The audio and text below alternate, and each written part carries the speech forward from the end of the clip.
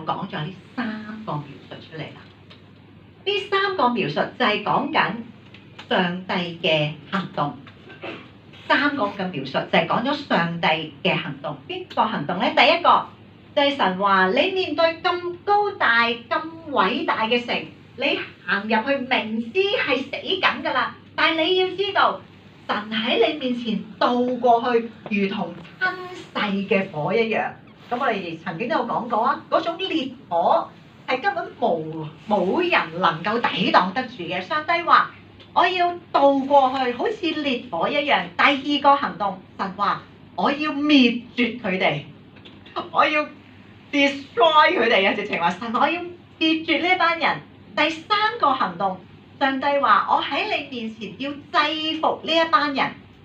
個結果係咩呢？個結果係制服呢班人，跟住你可以趕出呢班人。哇！好特別一個嘅描述嚟嘅，係咩意思啊？你明唔明話呢班人係高到頂天嘅，難到頂天嘅？你好似蚱蜢一樣，但係今日你可以竟然有能力趕出呢班人喎！趕出呢班人，上帝之前講咗一句係咩？因為我已經先制服咗呢一班人，以至到呢一班人願意臣服喺你之下，你可以趕走佢哋。哇！弟兄姊妹，原來聖經咧，上帝話我擺一個兇惡嘅消息喺你面前，但係上帝已經有3個行動講咗出嚟啦，就係話我好似烈火一樣喺你面前。即係你明明要行過去，但係上帝已經先喺你面前，好似烈火一樣行喺你面前。第二個行動，殲滅晒呢一班人。第三個行動，俾你有足夠嘅能力趕走呢一班人。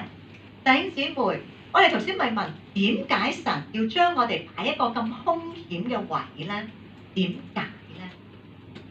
因為第一樣嘢，神自己會主動，神會主動去做佢非常厲害嘅事，就係話上帝好似烈火一樣喺你前面，亦都甚至你未入去，佢已經將嗰班人消滅咗，甚至將嗰班人臣服喺你面前。所以你面對呢個兇惡消息嘅時候，上帝講咗一樣嘢，你嘅角色其實只係一個旁觀者。